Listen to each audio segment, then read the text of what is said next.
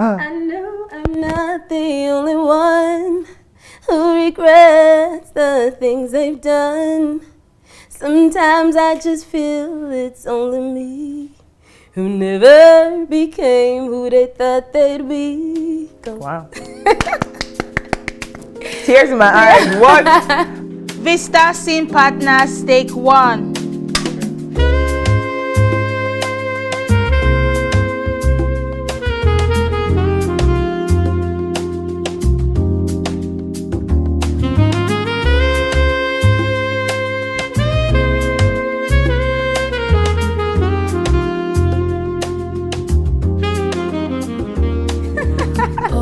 Hi, Osas. Hi, Angel. Congratulations. Congratulations to you too. Okay, so my very first question for you is, do you like interviews?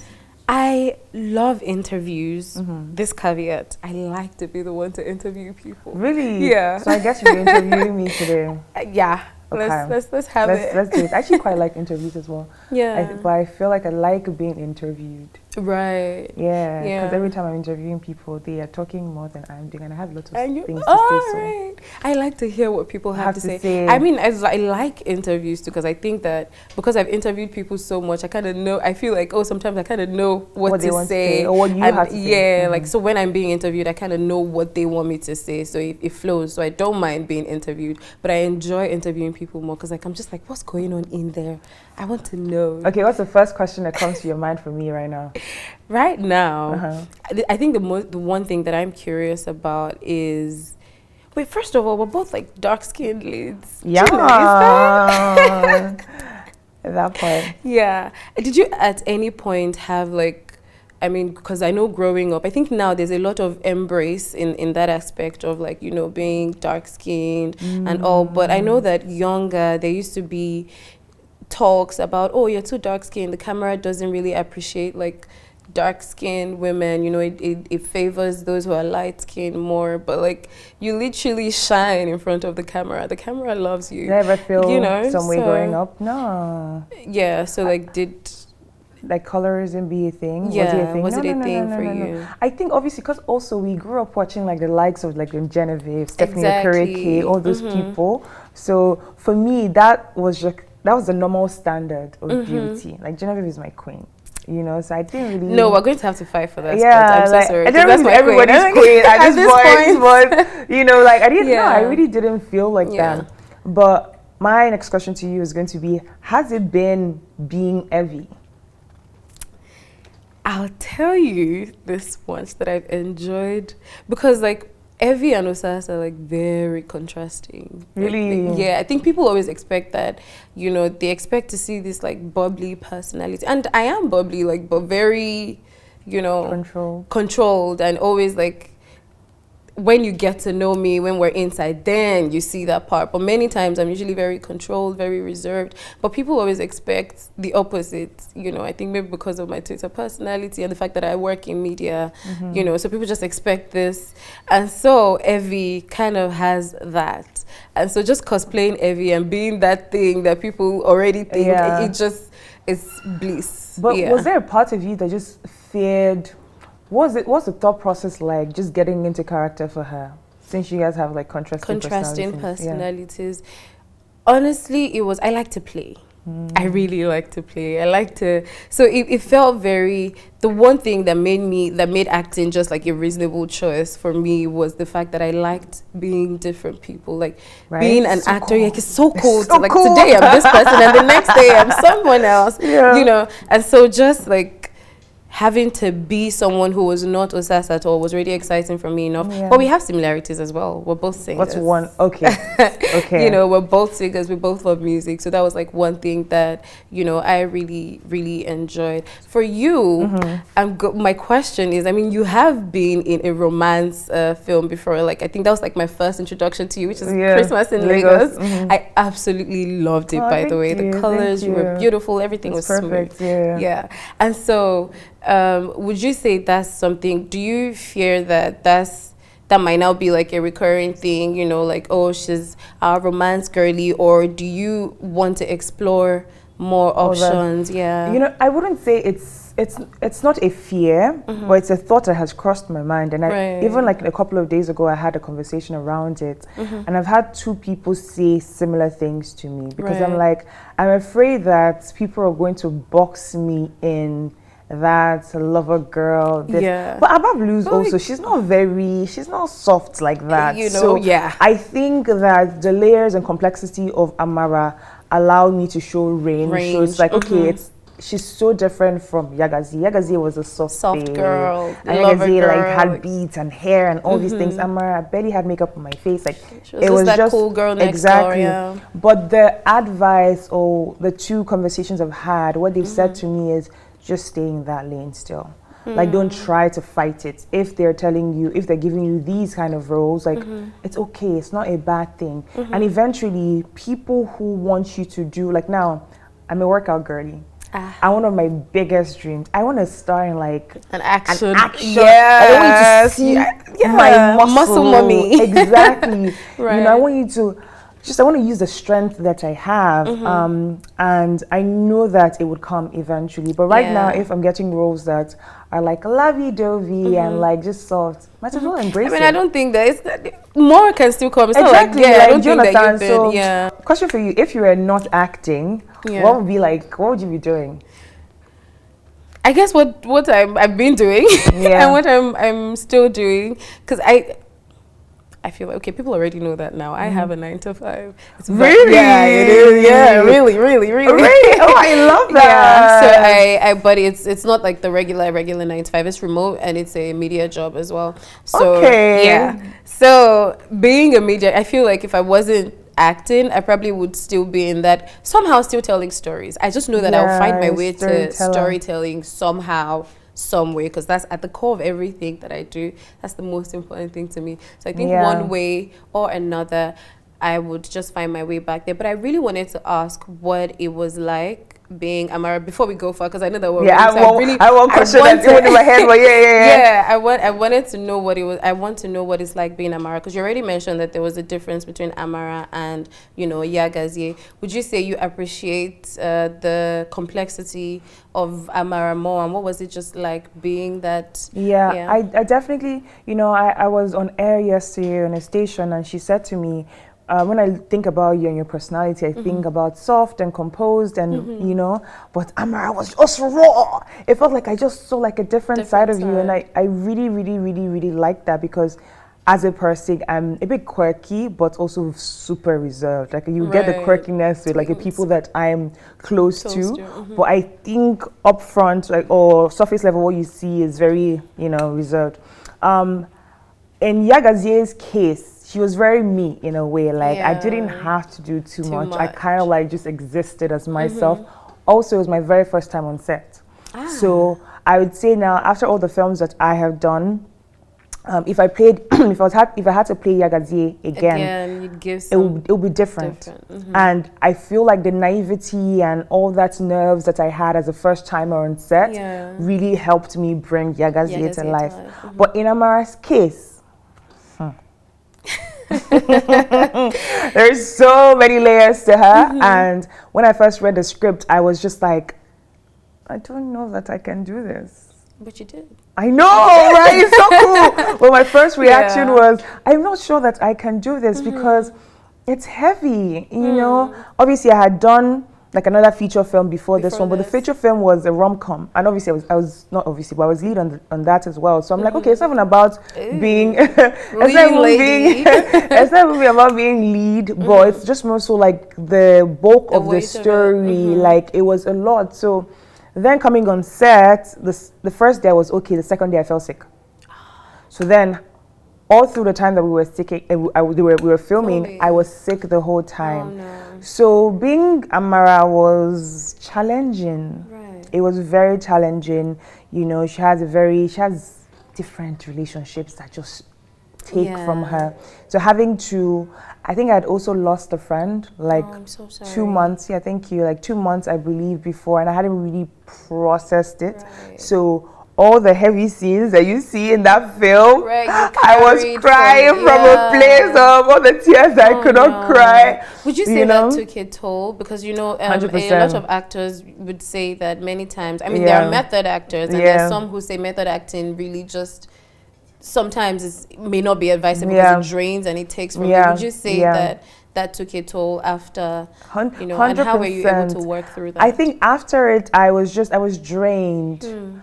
But I also felt like relief in a way. Like I was like finally you had processed. I let it out. Right. It was a lot of tears. It was a lot of, like, my dad was at the premiere and he was texting a group chat while he was at the premiere that Angel is crying too much. My heart can't take this, because there's a lot of tears and it came from a real place. And afterwards, I was just able to kind of like, I mean, that's my process when I'm going on set, when I come off set.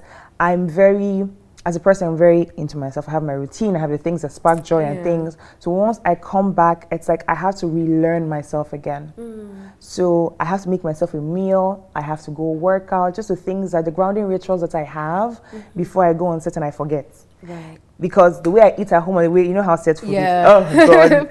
The way the things I like to eat and what they give you on set is completely totally different. But yeah, it was a lot, but well done. I'm glad. I feel like I finished the project and I felt like, wow, yes, you did it. I did it. Like I was so proud of myself. Like I think you already even answered the question I was going to ask next, which was about if you felt any pressure carrying Amara. Like if you felt like if there was any point where you felt like you couldn't do it, or if you were scared, or even on set. This particular scene, we had like a long downtime, and I found myself going outside to look at the stars. Oh, I was just there like that would have been so cool.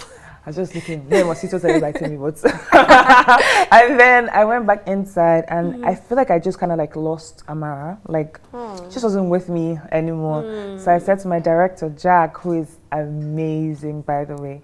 I said to Jack, I know that we already discussed this being played out like this, but I don't think I have it in me. I went to the bathroom, I cried, I was just like, what? I prepped for this scene so much, but that downtime just really, I was like, I don't think I can do this. And this is like the biggest scene in the film. Right.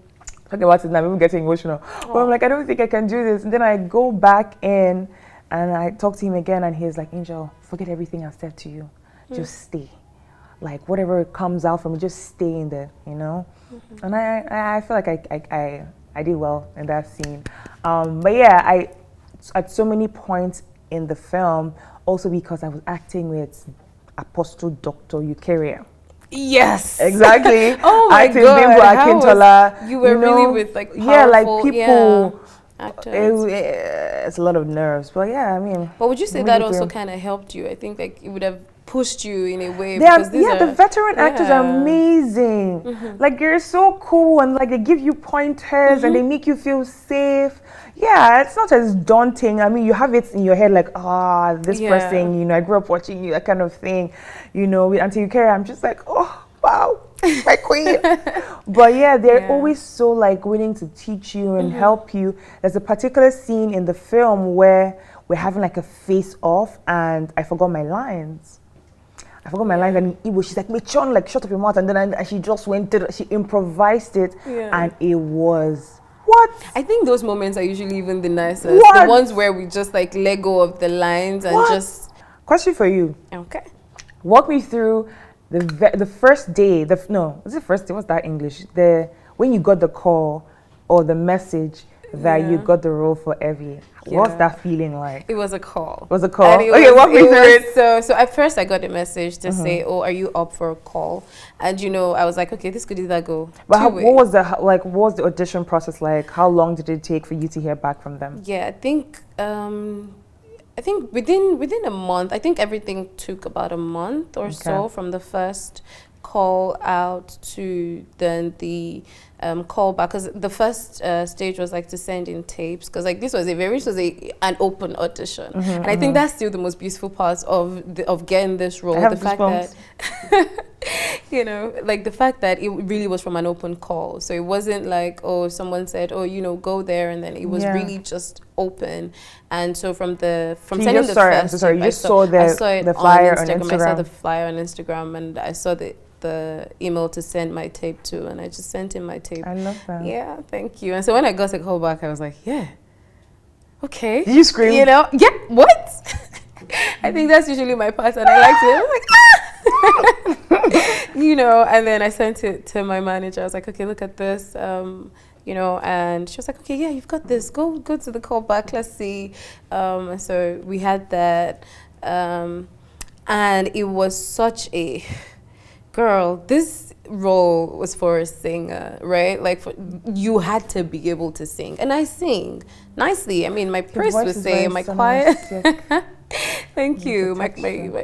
The head of the choir would say, yeah, she's a good singer, but you know, that's that, right? It's not like a professional anything. And so I got there, I found professional singers who had records out and things like that. For the audition? Yeah, for the audition. I love so I was that. like, oh, you know, I was like, yeah, this is. And so at that point, I was like, listen, you're just going to go there and do your thing and try to charm them. How did you charm them? Honestly, I think I just walked in like I was really heavy. I was nervous as hell. Trust me, I was so nervous. But like I think the instructions, should I call it that, already kind of gave me pointers as to what I thought they might be expecting, because they were like, come like a superstar. So I was like, okay, so whoever this character, I didn't even know it was the lead. That's the funniest part of it all. I just knew it was going to be someone who sang and and so when they said come like a superstar, I was like, okay, you know, we're just going to prepare for this, mind, body, the whole shebang. And so I went in there all dressed like I was going to perform, you know, got in there, and I just kind of like went in with that sassy energy, which is very interesting because on a normal day I'm very, hi everybody, good afternoon. But then I burst into this room and I was like, oh, hi guys, you know. You came prepared. I came in like I was Evi, you know, and I think that kind of helped. I'm sure that other people did. The song I sang for that audition, like 4 other people sang the exact same song. What song did you sing? It was a million years ago. Do you want to give us a line? Beg me. Please now. Just give us just range. Just.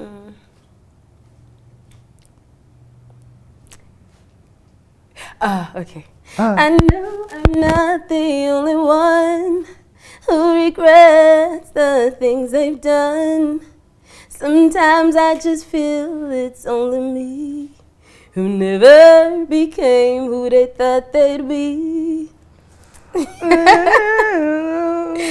miss my friends, I miss my mother, I miss it when life was a party to be thrown. But that was a million years ago. Wow. Tears in my eyes. What? Beautiful. You have such a beautiful voice. Thank you so much. I love that. Thank you. Wow. Now I don't even know what to say again. That was so good. I'm so sorry for putting you on the spot. I was just trying my luck. Well, that's so beautiful. But yeah, let's talk about, like, now obviously, like, we both have films out, Women's Month. It's crazy. Girl power.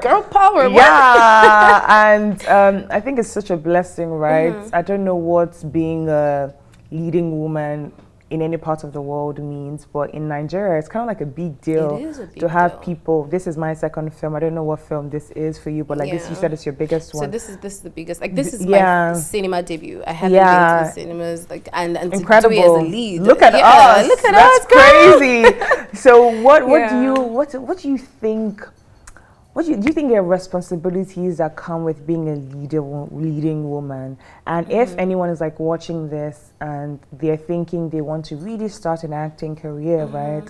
Not only to just even be a leading woman, it's like just to start. Yeah. What would be like your off the back of your head advice to them right now?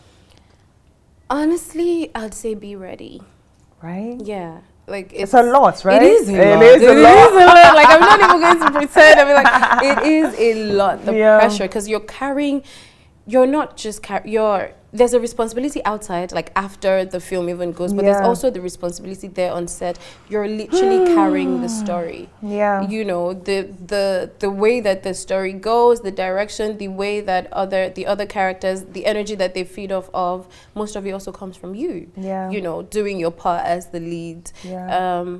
And so when you're a leading woman, because, you know, for us as women, it's like there's always so many other things layered to it. Yeah. It's like, oh, you know, now you have to think about other girls who are watching you. You have to think about other women who are, you know, looking for some sort of inspiration. So you're carrying so much. Yeah. And so it's very important that you're also exposed. You're also like, you're literally, it's you, and people have opinions. People will say oh things. my goodness. Oh my goodness. Have you been seeing?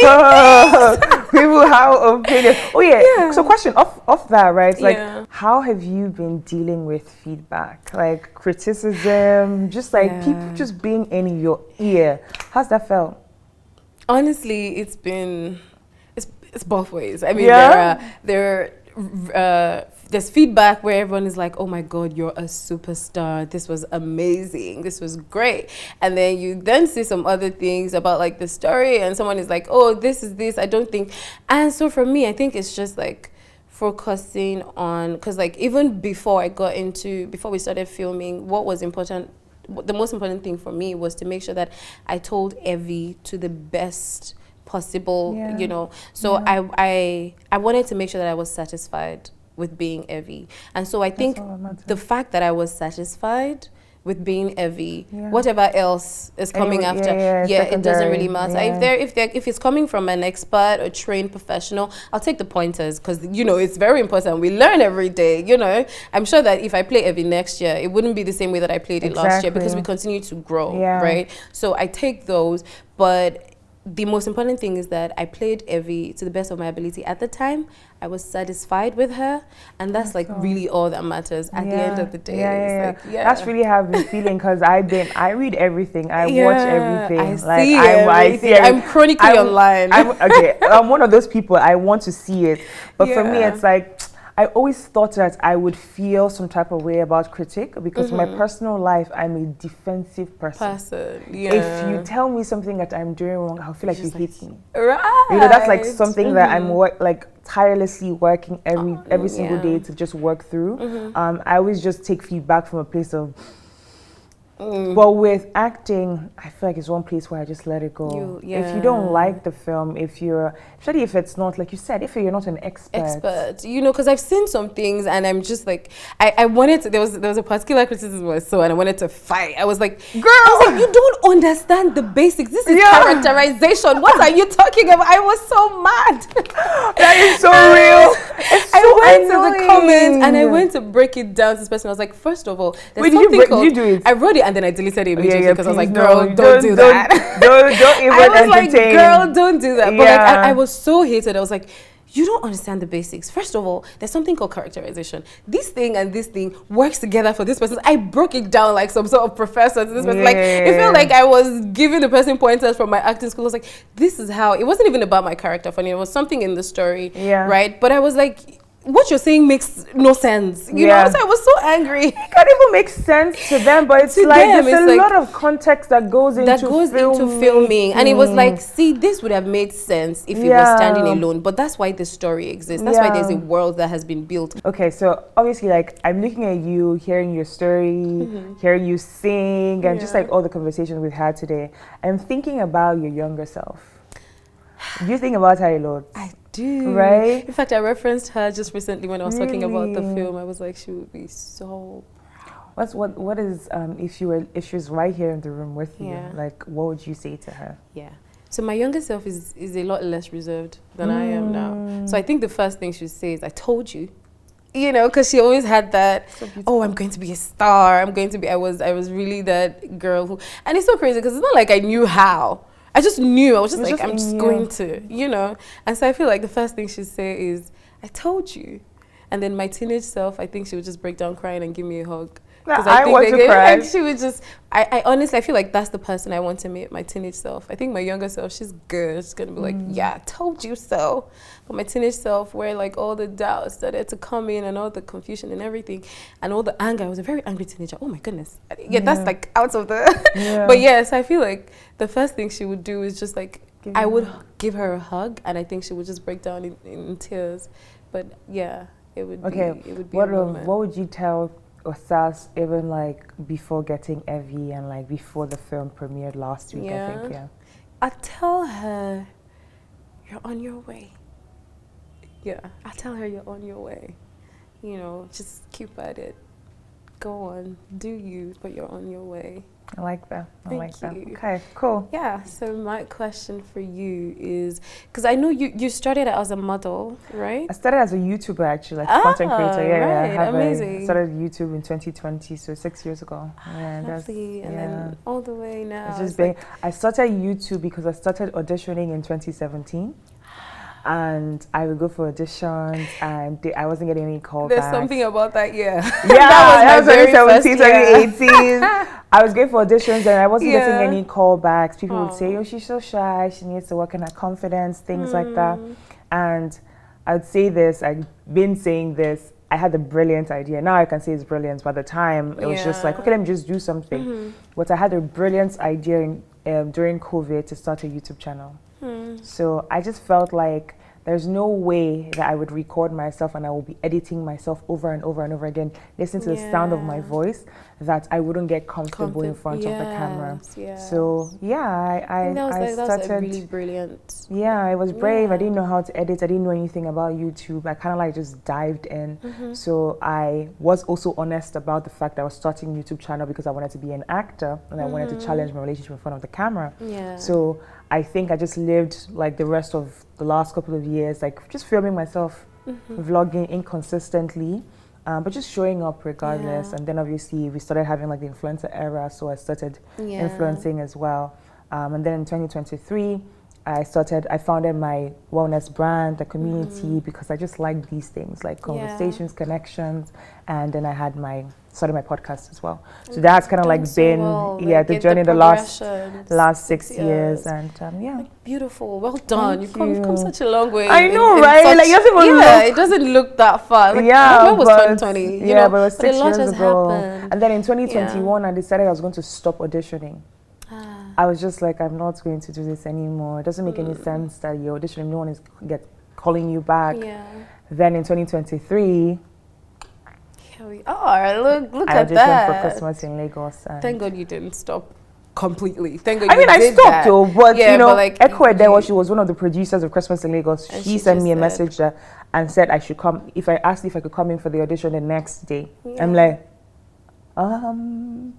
I really hesitated because I'm like, I don't know. After producing my podcast, I'm like, I'm not sure that I want to be in front of the camera. I kind of like being behind the camera, and God was just like, you're very funny. Girl, go you're back. Very funny girl. So then I auditioned for Christmas in Lagos, and that audition was very daunting. Like it was, I didn't audition in like 2 or 3 years. So it was my first time just stepping back in. And the Amazon team was also in the room. It was a lot. Can imagine. And then we did that. And then last year auditioned for Abba Blues, and here we are. Well done. I was going to say, what do you project like the next steps would be? More roles? I feel like, as a creative, we often find ourselves wearing different hats. Yes. For me now, I always say that I have different forms of creative expression. So I'm an actor, I'm a host, I have my podcast, I also host events. I'm building this very, very beautiful and safe community, Nay Living. And I just hope in the next couple of years, my values continue to be shown and reflected in the work that I do. With acting, this is the only thing I've ever wanted to be since I was a kid. It sounds very cliche, but truly, I didn't come from a household where my dad was trying to say, be a doctor, be a lawyer, be all these things. Like, whatever you do. It was, so I just grew up watching films. I'm like, this is what I want to do. That's the only art I'm passionate about. So I hope in the next few years I'm able to do good work. I really liked what you were saying in terms of critics and just knowing that you did the character justice. Because with Amara, there's one particular scene that I don't like. Like, I don't like my choices but I also can give myself grace because I remember how hard it was to film that scene, and I don't need to be lauding it to the world. But for me as an actor, I've watched Abablu's 10 times now. Wow. We had a 10th screening on Sunday, and I've sat through almost the whole 1 hour, how many minutes the film runs for. So I hope that if I'm doing acting, if I'm doing all the things that I'm doing, especially with acting, I hope that I'm doing the characters justice. I hope that I am giving myself grace and realizing, like, with this is not my second film that I shot, but this is the second film that has been released, right? And I know how much work I put into it, and you can only get better. Well done. I really like what you said about giving yourself grace. I think as actors, as creatives, generally, I think I only started getting comfortable with watching myself very recently. Really? Before, oh my God, it's so funny because I thought I would be like you. But I love watching myself. I don't mind it. Like, because the thing is, I'm the hardest on myself. Yeah. I've always been like, I write, I sing, so I've always been in the, space of like, storytelling. And I think at the end of the day, where I'm going for me is going to probably be like owning my own studio. And of course, girl, that's go like for it. Yeah. And so, even, I don't know if you've come across Nice to Meet You. It's a short, digital series thing that I started with Eric Malum. And the very first one, we did it, I wrote it, he was good with it, he directed it. So it was just I produced it. It was a short thing. And then it has, I think it's the biggest little thing that I've done so far. It has across 2 million views on different platforms, and people are like, oh, we want more. Everyone got some calls from studios, and I'm like, wait a minute, because I remember that when I saw it, I had to watch it because we were the ones handling it. There's no director to come and look at it, and I forced myself to watch. And when I watched it, I was like, why did you do this? Why was your choice like this? And then somehow everybody is saying, oh, this is amazing. Really oh, what you did here. Yeah. And I'm like, what I did where? I didn't like what I did there. Great.